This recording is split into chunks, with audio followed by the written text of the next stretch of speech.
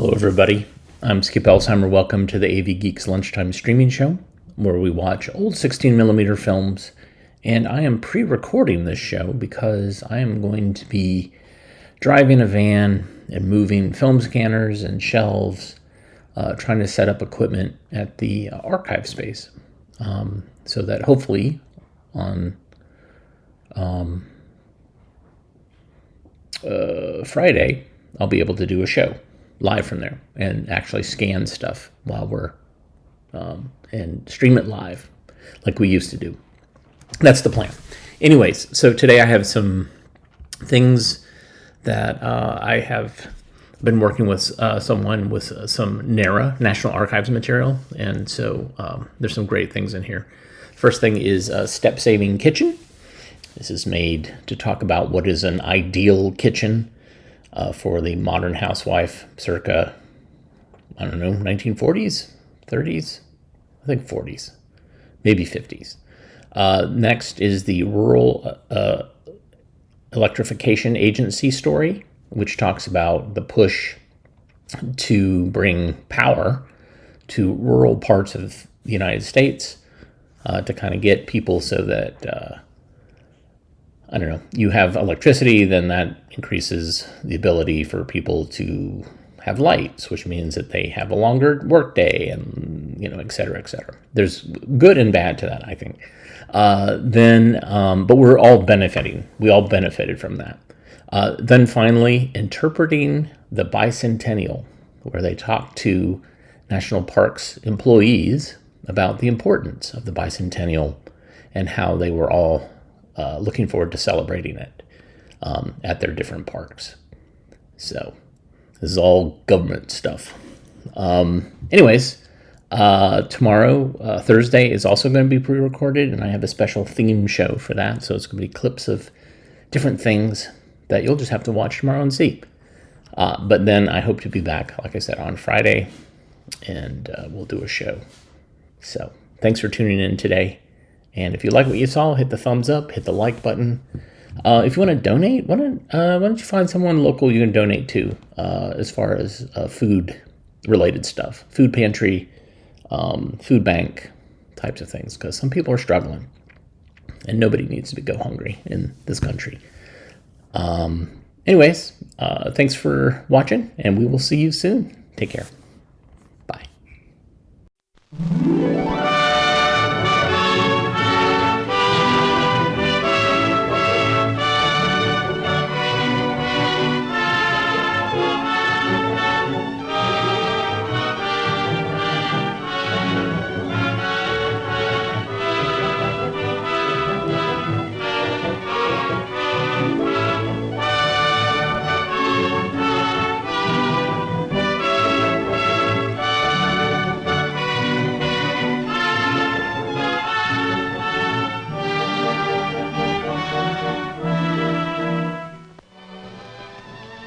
These plans were developed for people just like you. People who are interested in having the very latest ideas in design that will help them cut down on the time and the effort that must be spent in doing kitchen work. Since you folks have an old-fashioned kitchen, you know the amount of stooping and reaching that must be done and the running from one corner of the kitchen to the other. During the last few years, our Bureau and the land-grant colleges have received hundreds of requests from farm homemakers asking for suggestions that would help them do their kitchen work faster and more easily. That's why we've developed this kitchen. Well, just how did you go about developing the design for this U-kitchen? We based our planning on established principles of work simplification to supply storage space and workspace for all the activities that take place there, arranged for maximum convenience and with good working heights and good light. Incidentally, we developed this U-arranged kitchen first, but the principles of planning we used, we can apply to other arrangements, such as the L and the corridor type. Laboratory research in our Bureau and in the state agricultural experiment stations has made evident many of the requirements of a good kitchen. For example, we have learned that more counter space is required for the making of cookies and bread than for any other mixing operation. Experiments have shown that we need at least 36 inches and that 42 inches is a more desirable length for the mixing counter. Different kitchen jobs have been studied to determine the most comfortable working height for each. To obtain different heights in our kitchen, we use pull-out boards. We designed revolving corner cupboards to make the greatest use of available space. These bring things out in the open, so they're easily seen and reached. Models for many features were made and experimented with. Some were used, some discarded.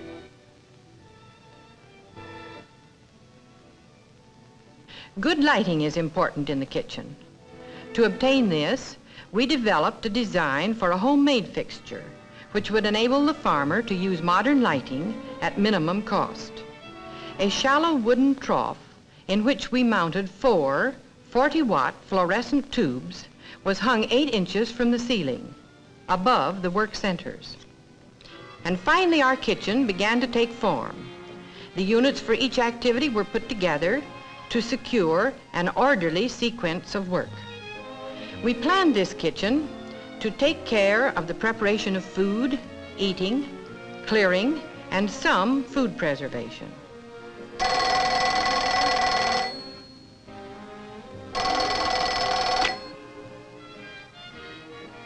As a convenient place for the telephone and for making out menus and market orders, we also included a planning center. The planning desk is actually a drop-leaf table on casters, which can become a tea cart or an extra work or dining table. By placing a large picture window across the end of the kitchen, we gained the benefit of natural light over all work surfaces. Since most women prefer to work from right to left, we placed the mixing center in the right leg of the U, between the refrigerator and the sink center.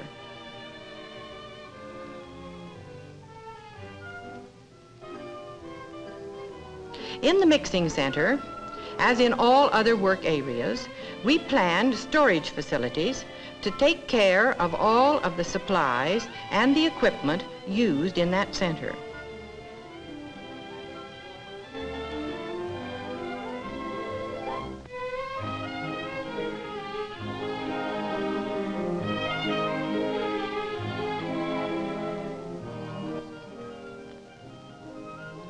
These revolving corner shelves make it possible to store the heavy and frequently used foods near working level. They are roomy enough to hold all of the staple supplies used here. Just below counter level, shallow drawers give handy access to small equipment used in the mixing center. Even in the best of kitchens, one will have to stoop sometimes. Store here only things used occasionally, like picnic supplies, extra large baking utensils, and odds and ends. See how easy it is to get at what you want. We designed the smaller top shelf for long-handled pans to allow full use of the shelf space below. Space ordinarily wasted is utilized to advantage by these built-in bins for flour and sugar. Another advantage is that they eliminate canisters, which take up counter surface. Behind the door, a container holding 40 pounds of flour feeds into the smaller bin below.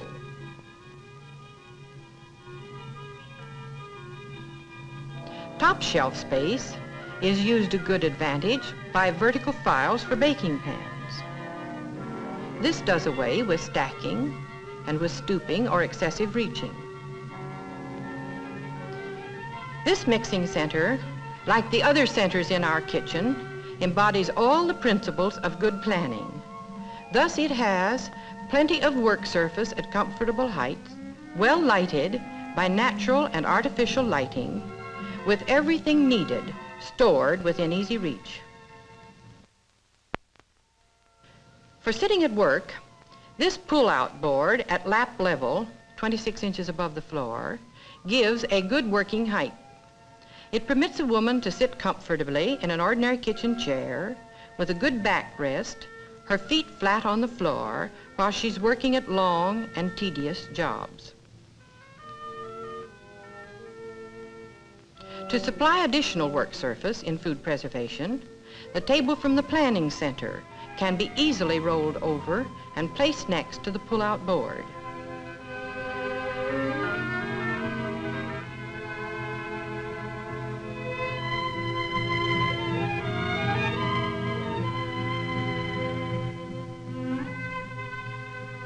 To the left of the mixing counter is the vegetable preparation and dishwashing center. With knife rack and utensil cupboard at the right, vegetables in front of her, and sink at the left, this worker has a step-saving setup for preparing vegetables. A garbage hatch in the counter eliminates stooping and avoids repeated handling of garbage.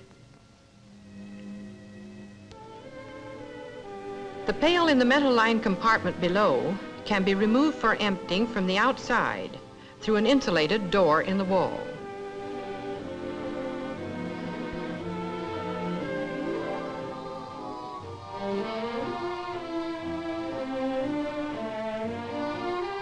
All bins and the compartments into which they fit are designed for easy cleaning.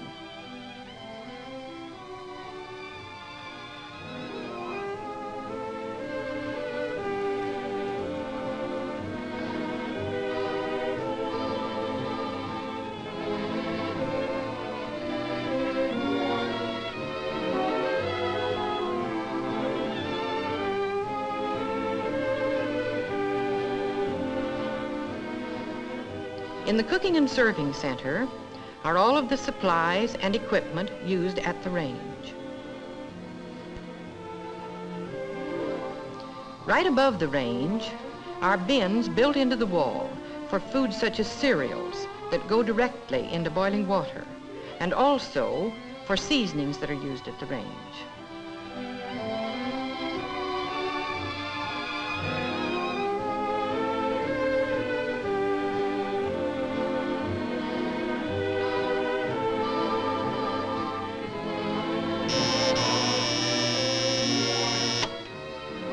Notice how these doors fold back, safely out of the way. Serving dishes and range utensils are close at hand. The serving counter next to the range is convenient to the dish cupboards. Sliding doors back of this counter and cupboard give access from the dining room side.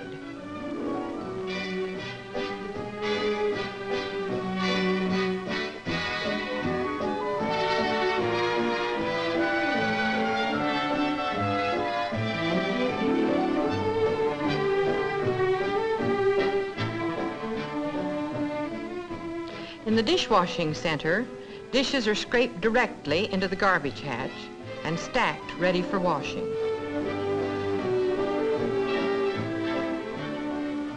A double bowl sink provides for both washing and draining. The one on the right is shallow, about 5 inches deep, making for a comfortable height for dishwashing. The drainer hangs across the deeper bowl with room at the side for emptying liquids.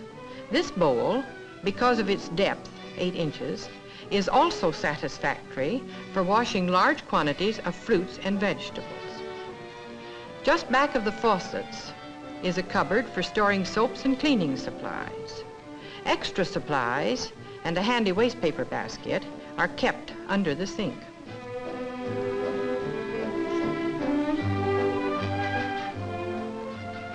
After they're scalded and dried, silver, glass, and dishes are stored in adjoining cupboards.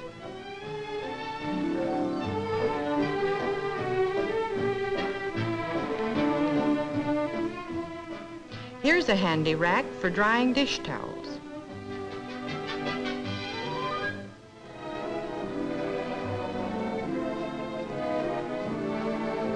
Out of the way of meal preparation is this storage closet. Besides cleaning equipment, it has a rack for first aid supplies, convenient for emergencies. The upper section is reserved for a few jars of canned foods, saving trips to the food storage room. This serving counter, adjacent to the range, is convenient to both the dining room and the kitchen dining table. This attractive dining space has been planned to be compact but not cramped. It gives ample room for a table that can be extended to seat 6 comfortably. A ledge under the large picture window is wide enough to hold the electrical equipment used at the table. Shelves below give convenient storage space.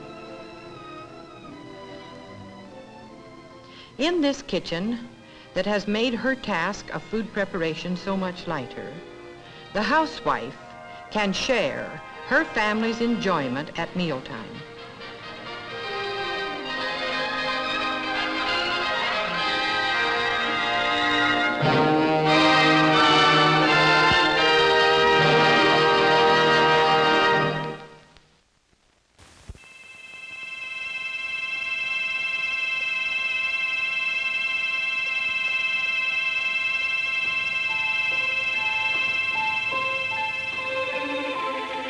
The electrification of rural America. Not so long ago, this magic force, electricity, was available to city people and city people alone. Yes, as recently as 1935, 9 out of 10 farmers were without electricity. Many of them, along with lots of other rural people, had given up hope of getting it in their lifetime.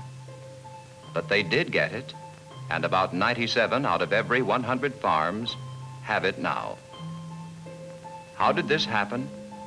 Well, more than half of them got it from electric systems, which they built with money borrowed from the Rural Electrification Administration, REA. There's quite a story behind those early days when REA was first put on the job by the President and the Congress. A human, personal story that happened in many places all over the country. Let's meet some of the people who are familiar with this great American story. Miss Sarah Lee Pruitt, poultry woman. Dan Walker, dairyman. Ernie Thomas, manager of an electric cooperative. Ed Barnes, co-op lineman. Al Hansen, rural mailman. Yes, they all share in the REA story.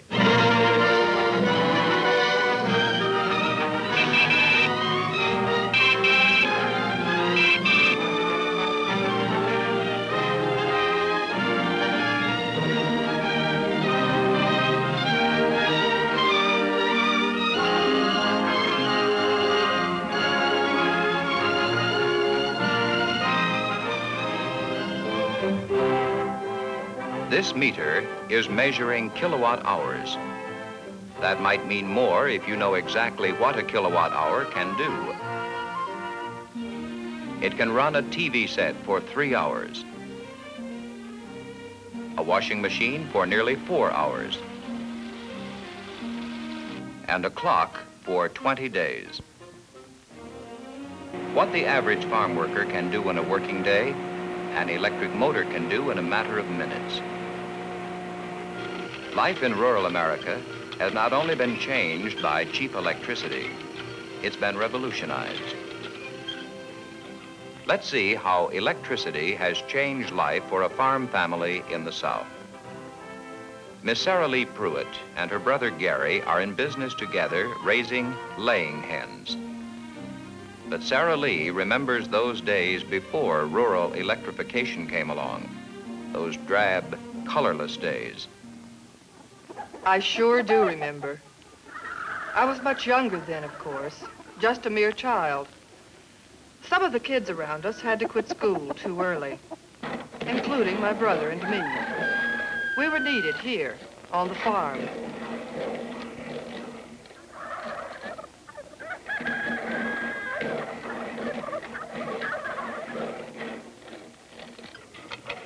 What good was education when there didn't seem to be any hope for a better life?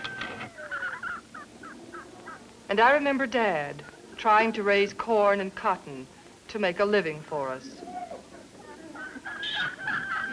Mother's chores began at sunup.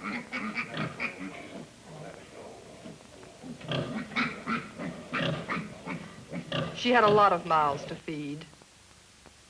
And what did we eat? In winter, grits, salt pork, and whatever we had been able to can ourselves. In summer, there was hardly any meat at all. Wouldn't keep without a refrigerator. When the weather turned cold, the only way we had to keep warm was by the wood range. But when the temperature climbed to 102, is it surprising we called those things sad irons? In fact, life in general was pretty sad. And then, one day, wonder of wonders, it happened. Magic. Magic from nowhere and everywhere. The magic of electricity. Light whenever we needed it, day or night.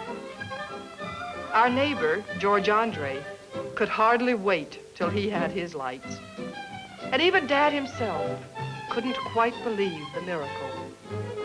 And then he let Mother have the thrill of turning on the lights herself. All that power, right at the touch of our fingertips. And music. Music all the way from Atlantic City. When Mother first got her new electric iron, she was a little suspicious of it. But it didn't take long before she couldn't do without it. My cousin, Louise Pruitt, didn't quite trust her electric range either. Not until her cornbread took the blue ribbon at the county fair. For the first few days, Miss Phelps left the light burning day and night, just to convince herself that electricity had really come. Joe Kelly, dear soul, kept all the sockets full, scared the electricity would leak out. But he caught on. And little by little, we all did. Caught on to the many different things electricity could do. Running water, right in our own home. Even Niagara Falls never looked so pretty. Wasn't long after that when lots of us kids could go back to school. Good light made studying easier. And having water indoors meant that we didn't have to run outdoors on bad days. So we had fewer colds. Our attendance records got better.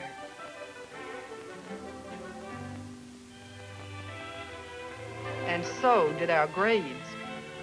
For a change, we were really proud to bring our report cards home to the folks.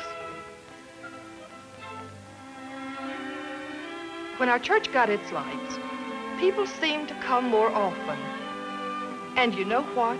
The singing was better, too. Guess folks could finally make out the words.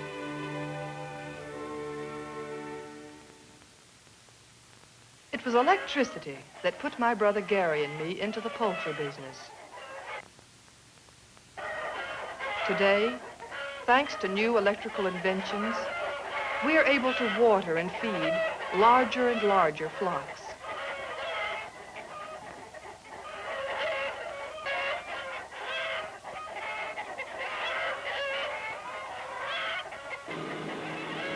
Electricity weighs out the feed, blends it,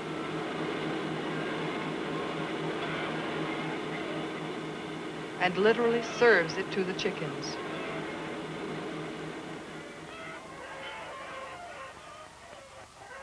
In the short days of winter, an electric light fools the hens into thinking it's still daytime, so they keep right on laying.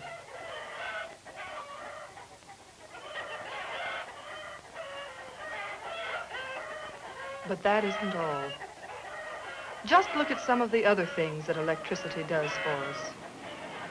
Electricity keeps hens comfortable, and a contented hen cooperates. Electricity cleans, candles, grades,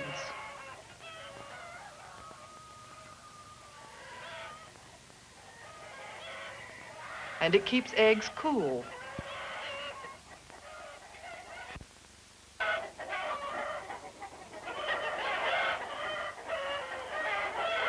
Yes, between Gary and me, we look after 8,000 hens. Just the two of us. And they lay almost 500 dozen eggs a day.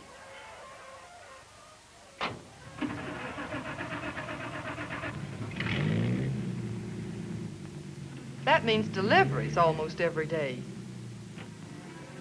And money in the bank. But surely Gary and I aren't the only ones who have profited in Rainbow County. Take Charlie Holmes. Holds a responsible position in town, and on his farm turns out 10,000 broilers at a clip, 4 times a year. Yes, wherever I go, I see a lot of changes in Rainbow County. Our electric cooperative has the biggest payroll in these parts. And even though folks here in town don't get their electricity from the co-op, it's still done a lot for them. It's created an entirely new farmer market for any number of things. Things the farmer has come to use only since his farm became electrified. Food freezers. Hot and cold running water. Electric heating throughout the house. And an electric blanket in every bedroom. As for myself, I'm happy for what I see around me. A comfortable home with all electric conveniences. Time of my own to take things a little easy. And a young niece who actually thinks an electric dishwasher is fun. Washing dishes certainly wasn't fun when I was that age.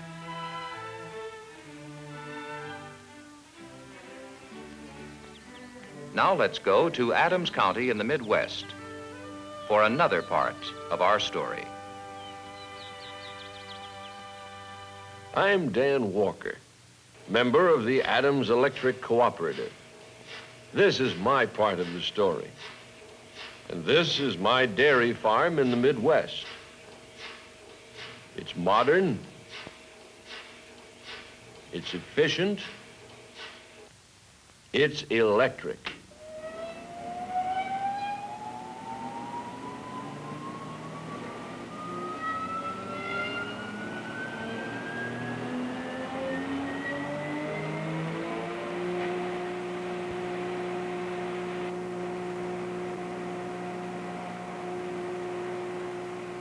Electricity also does the cleaning for us better and faster than we could do it ourselves. A couple of hours and the whole job's done for the morning. Now I'm going to take care of one of the easiest chores of them all. Today's the day to read the meter. Ever hear of a customer figuring his own bill? Well, that's the point. We don't consider ourselves customers. No, we're all member owners of our cooperative. Uncle Sam loaned us the money to build it, but we're paying him back with interest. So you see, I don't think of this thing as a bill. It's a paycheck. A paycheck for the best worker I could hire, electricity. Yes, the way we look at it, electricity works for us like a hired hand. No, not until electricity came along, or should I say REA, did we know what we were missing around these parts.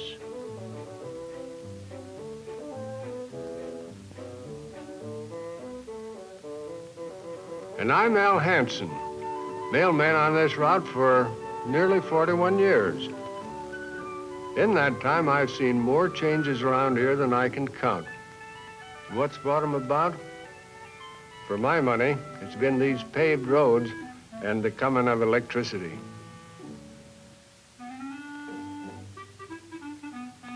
Well, look who's home for Thanksgiving.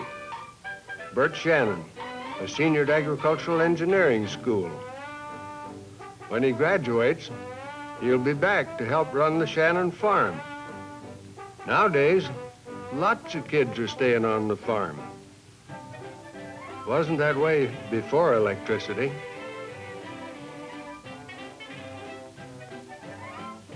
Here on the Ferguson farm, an air conditioner being delivered. Joe's trucks are plenty busy these days, delivering one electric thing after another. Doc Williams, he set up business out here because he could get electric and telephone service. He's a real country doctor, and we're sure glad we got him. Before Paul Jarnigan built this dress factory, he made sure that he could get all the power he needed. And if you ask me, they turn out some mighty nice-looking styles here.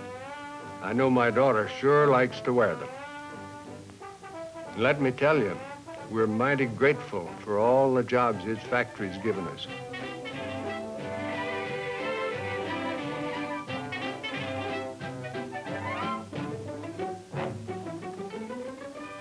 Seems like everywhere I look in Adams County, I see another new home.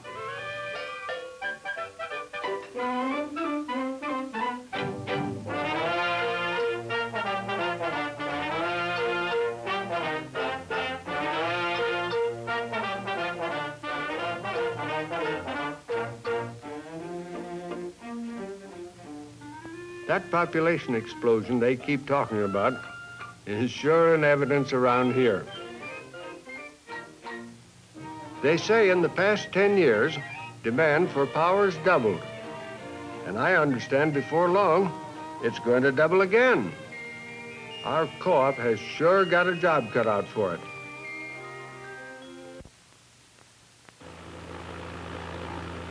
Let's go farther west for another chapter in the REA story. Ernie Thomas is my name.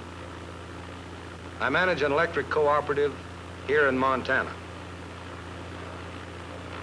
Surprised I'm doing my job at the controls of a plane? Well, it's all in a day's work. Today, for instance, I've got to fly over 500 miles to discuss business with a member of our co-op. In this country, flying is the easiest way to visit our members. The territory we serve is that spread out. On the way, I patrol our lines, on the lookout for anything that might cause us trouble later on.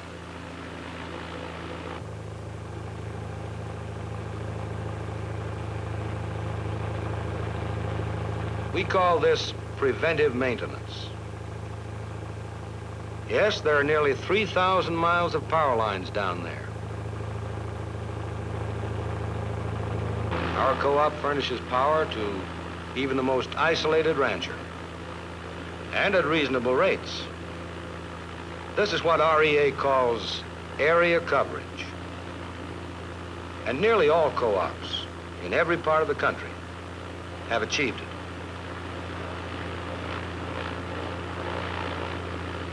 That's the Peterson wheat farm up ahead. Bill and his family use close to 800 kilowatt hours a month, every month. As town residents, the Petersons wouldn't use nearly half that much. You see, in operating their farm, they use a lot of electricity. When one of Bill's machines breaks down, he can't afford to wait around for parts or a repairman. So, he and Bill Jr. are do-it-yourself men. They have to be self-reliant. And they're mighty proud of their complete service shop right on their farm. Several miles to the north in cattle country lives their good neighbor, Ted Forrester. Ted's a prosperous cattleman, and he's pretty independent too. Independent of everything, that is, except electricity.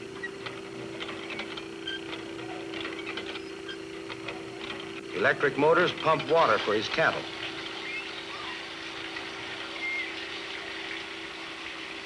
While electric heaters keep it from freezing.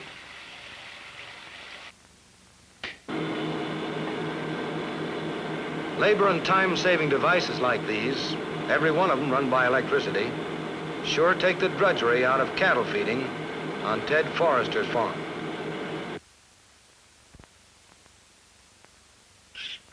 And that electric infrared heat is good for raising healthy pigs, too.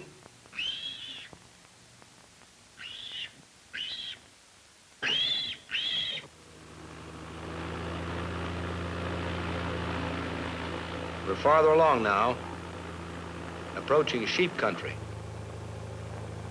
Most of them, by the way, were brooded by infrared lamps, and they're sheared by electricity as well.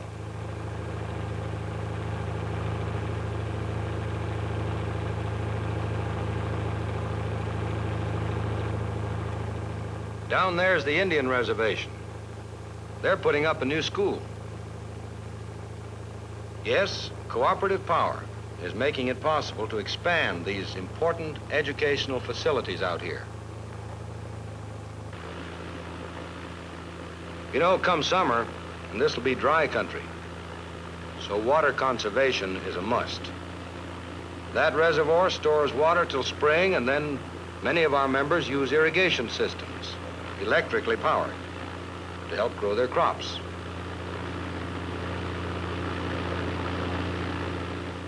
Now there's an oil refinery, a good example of how our co-op serves industry, different industries.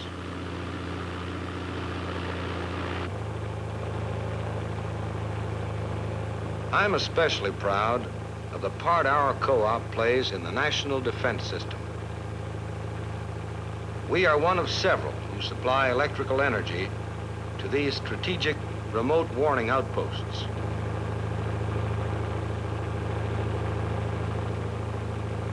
And now for the business at hand. My appointment on the ranch of one of our members, Hal Murray.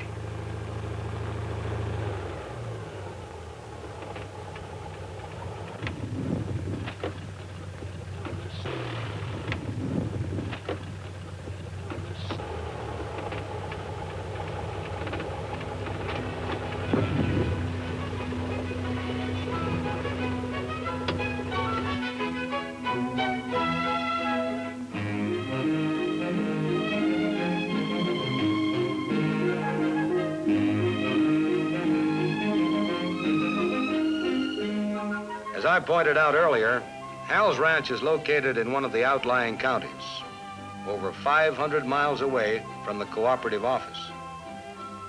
And I don't believe that any member uses more power than Hal does. In fact, he and his family consume about as much electricity as 4 average city families. Now, Hal wants even more, so that he can hook up some new electrical equipment he's just bought. And he'll get it.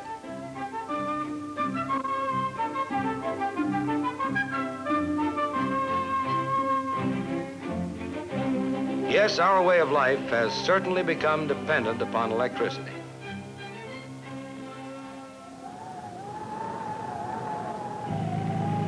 So you can readily understand how helpless we can be. And here's the latest bulletin on the storm closing in on our area. Heavy snows continue to move across the border, accompanied by gales up to 70 miles an hour.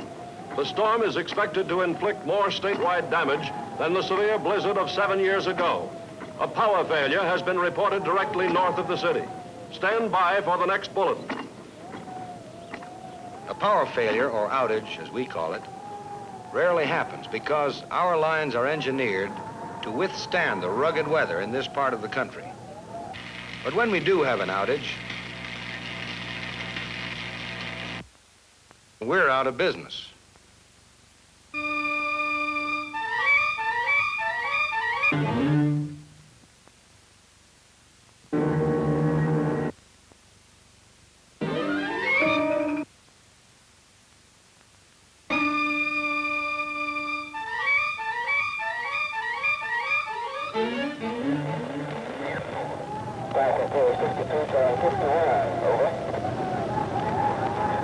two-way radios dispatch our crews to a troubled area in no time flat.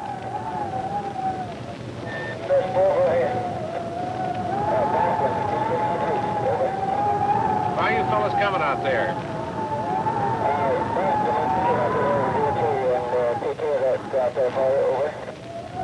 I see. You figure you'll be through by 2 o'clock anyway? Okay, fine, Ed. You give us a call if you need anything.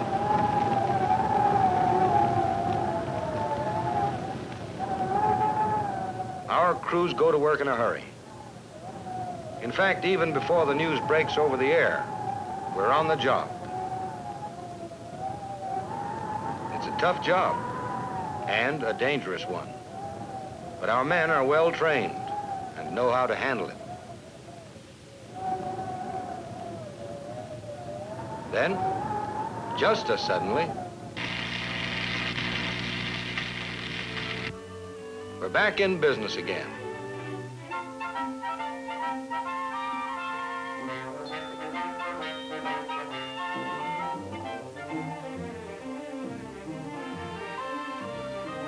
Well, that's pretty much what it's like these days in Montana. If you get the idea that we think REA and area coverage are the most important things that ever hit our state, you're right.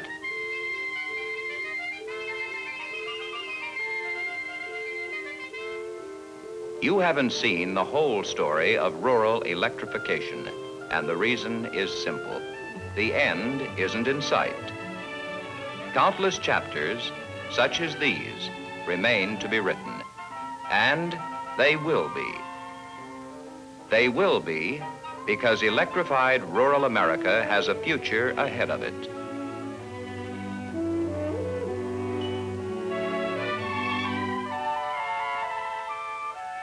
A big, bright, beautiful future.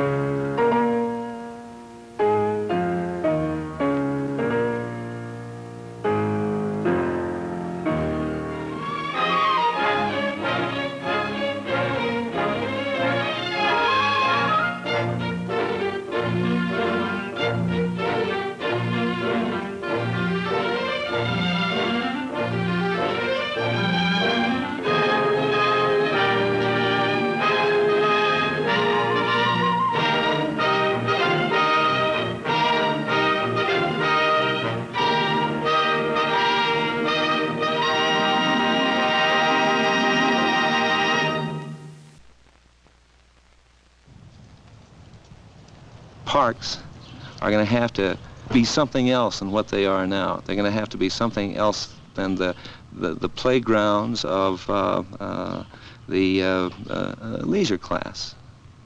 You know, years ago, Park Service, management of the parks was a kind of a loose thing, and it's a good thing. Everybody accepted it, but more and more as time goes by, we're more accountable to the American people for what we do. And we better damn well do things well, not do them at all. What the people in the Park Service should not do first is to think that what they have in their mind is going to be Bible, or is going to be the way that things are going to be done. What I would suggest would be that they would involve people at the local level, everywhere where there is a national park site, involve people at the local level to give input to what they're going to do, so that the people of the area surrounding that park where there's going to be a site will feel a part of the bicentennial, because that's what the bicentennial is all about, people.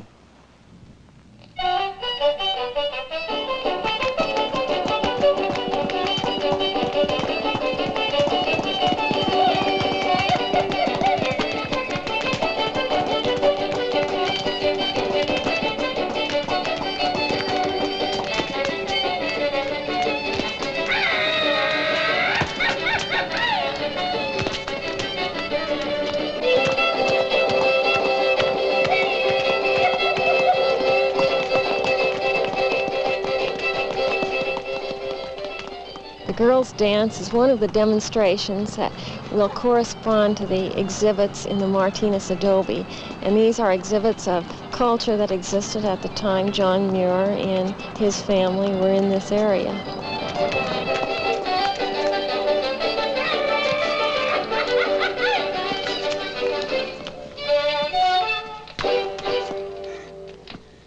We will be offering a program called 200 Years and Goal to Go.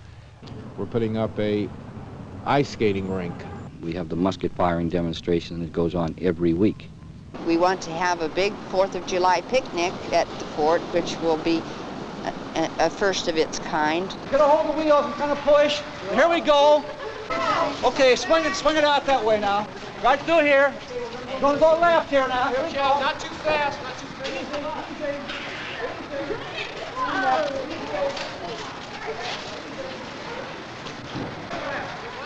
We have a Civil War cannon here, and we put people through an actual Civil War cannon drill so they can see how it was for the old Civil War soldier. Company, move! That's it. That's it. That's it. Run that charge down there. Let's go. Let's go. Let's go. That's it. Ram it home. That's it. Break that charge. Hit it. 1, 2, 3. Ready? Whoa! One new program that we just started this past summer, and we'll be developing more into a bicentennial theme, is using a mountain man of the 1830 period. He's all dressed in buckskins with a fur hat, and he's carrying a Hawken rifle and beaver traps. We hope to reenact the Spanish exploration of the hillside which we're standing on, 1776. This evening we're going to take a small tour of Fort Yellowstone, which we have built over the last several years. The Army does a very fine job of building its forts, as you can well see. Just here in front of us, over where that old cow elk is standing, is our ski hill. And many of the soldiers from the east, when they come out here to Yellowstone, do not know how to cross-country ski. And all we do is take... I think the part of the Fort Yellowstone, for example, allows the visitor and the American people to see the role that the Army played in the preservation of our parks, and I think that's an important part of our bicentennial. We just about lost Yellowstone at one time due to poaching and the various administrations that were a little corrupt. Drink that strong black coffee and chomp away on those old hardtack and maybe crack a tooth or so, and they're going to find out how it was for that Civil War soldier. The visitor will have an opportunity to see an 18th century play. Does the courage of anyone among us under fresh alarms begin to fail? Recall to remembrance the wonders God hath wrought for our fathers and in our time. How have we seen Louisburg, that thorn in our sides, brought to the dust, to the astonishment of the world, by New England troops? We'll also be offering a program in literature. We want to do some American jazz concerts, old Turk Murphy. I'd like to see at the information centers the Park Service handing out copies of the Declaration of Independence during the bicentennial with a little leaflet on what our founding principles are. The fur trapper can stand as a very romantic figure that the park visitor can identify with. Welcome to the Liberty Bell. This is the authentic Liberty Bell. However, it was not always known as that. It was ordered from England in 1751 to be the State House bell for the state of Pennsylvania. It was ordered to commemorate the 50th anniversary of William Penn's Charter of Privileges, which granted religious freedom to the colonists of Pennsylvania. To each one of these groups, the bell's going to mean their own freedoms, what they are personally fighting for. I can't see it. Some of our most effective situations are one-to-one or one to a small group. And our people like to have an old-fashioned campfire program with no props, just a fire, which may or may not burn, sitting around and having a rap session, starting out with a central theme, but then going into what people are asking about. Traveling exhibits and plastic streamers and papier-mâché muskets and so on are just so much garbage, in my opinion. I think parks are going to become ever more a luxury in a society that's striving more and more toward simple survival. And if parks are a luxury, then during this period, expenditures in parks that simply put frosting on those luxuries are going to be viewed askance. I think the most important thing as we approach this bicentennial is our need to carry these projects through with integrity. We have to be honest about what has happened, and we have to be honest about the way we're working together so that the story comes across that way. We can't just make things that aren't really, although they may be good, they may be interesting and entertaining, if they aren't real, it's not going to work. And there just can't be anything phony in it. It is important, and it's not a show. It's a real serious look at where we are and how we got here. It seems that most of the bicentennial activity has been aimed toward revolutionary period and revolutionary areas. And of course, those of us who are not 200 years old or do not have these ties are having a rather difficult time in finding exactly where we fit into the whole scheme of things. People need an understanding, perhaps, that it's not just reenactments of what happened in Philadelphia and Boston and on the East Coast, that it can be more than that. I think people are kind of hung up on the idea that it's an Eastern thing. Our approach, I think, to the bicentennial should be, as much as possible, within the scope of the experience of the community. If the community ancestors didn't date back to the American Revolution, they simply do not necessarily relate to the figures of the American Revolution. It would be nice if we could somehow get those peoples to work with us and develop programs that really meant something to them. As far as I can personally see, those ought to be programs that explained and clarified their own cultures and their contributions to what we are here in the States today. The community brings much to the park. We'd be, I'm afraid, much more sterile if we didn't have the community participation that we do have. And we enjoy participating with the community in their things as well. It makes a richer experience for both of us, I think. This outfit probably has as good a spiritual base and value system base as any outfit in government. And I think if we're not just functionaries, we're dealing with the heritage, and if this group can't find somewhere within this bicentennial blob a place to grab onto and say, hey, we're important again, then it's pretty hopeless. We have gone far, but not always in the right direction.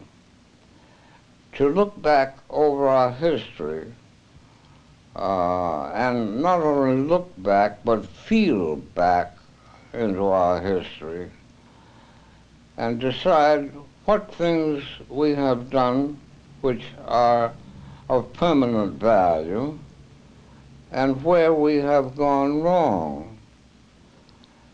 Now, if you can do that, it's of vastly more importance than to parade and celebrate, isn't it?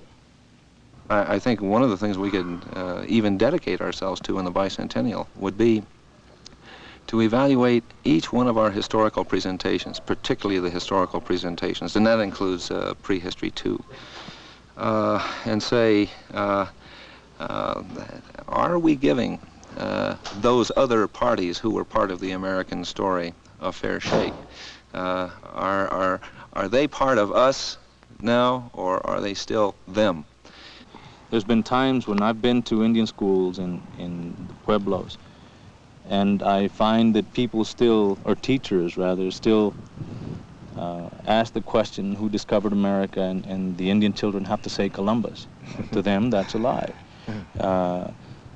Whenever I go to a community in northern New Mexico and I ask the question, who are your forefathers, and they have to say the Pilgrims, I think that's wrong. I think that they need to recognize that their forefathers were also an individual part, and a very important part, of the formation of this country, and they didn't necessarily land at Plymouth Rock. Well, I've gone through so many books, but they all are really overcolored, and the fact that I don't think I would even let any of my grandchildren read it. The fact that it's not the true story, really. Well, sure, history is always written by the victor. And the victor likes a nice, bright, shining knight story. You know, the terrible Indian savage and the poor, long-suffering Anglo immigrant. But if you see it from the other side, that ain't the way it works. Historical accounts do not say what actually happened. It's somebody's viewpoint. And I think we're going to realize that you can't get the whole truth about the past. The best you can do is get a lot of different viewpoints about it. But I think that the Park Service can certainly become more orientated if they can have that respect of, say, the Indian people as well as the Spanish people, in telling the story about our people as well as other people with regards to history and what it is today. I think we must be honest and truthful about what we say.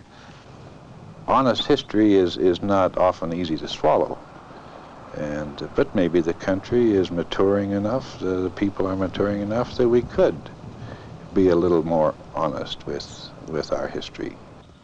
Maybe what has to happen as a starter is within each area, somebody who has some deep thoughts about which way to go, how to use their particular resource to touch on these deep questions.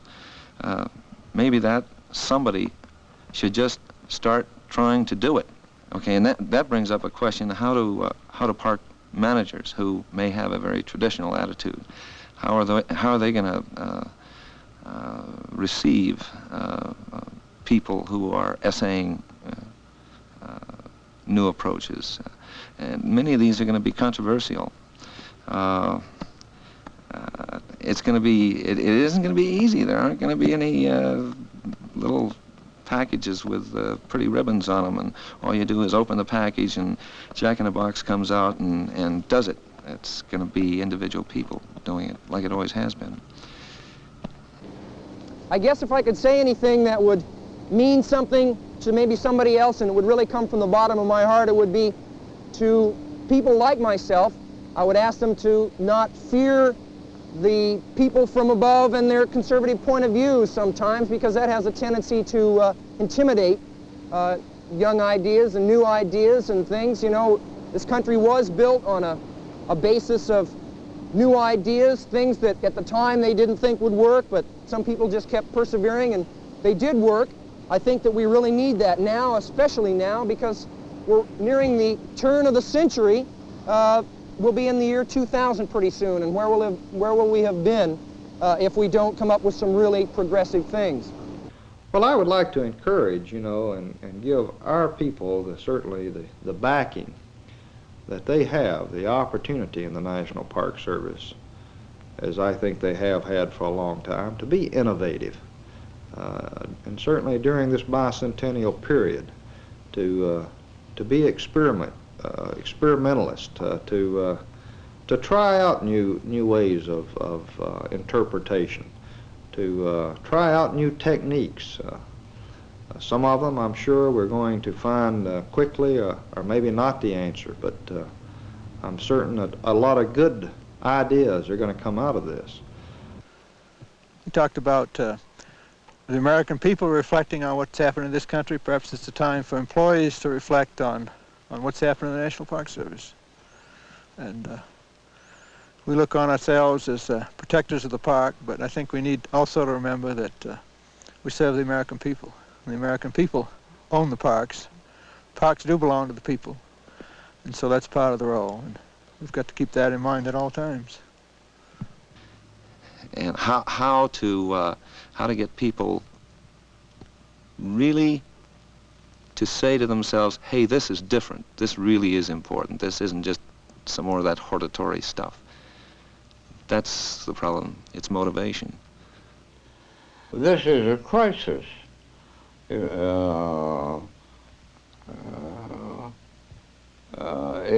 The greatest crisis, maybe, that the country has ever had.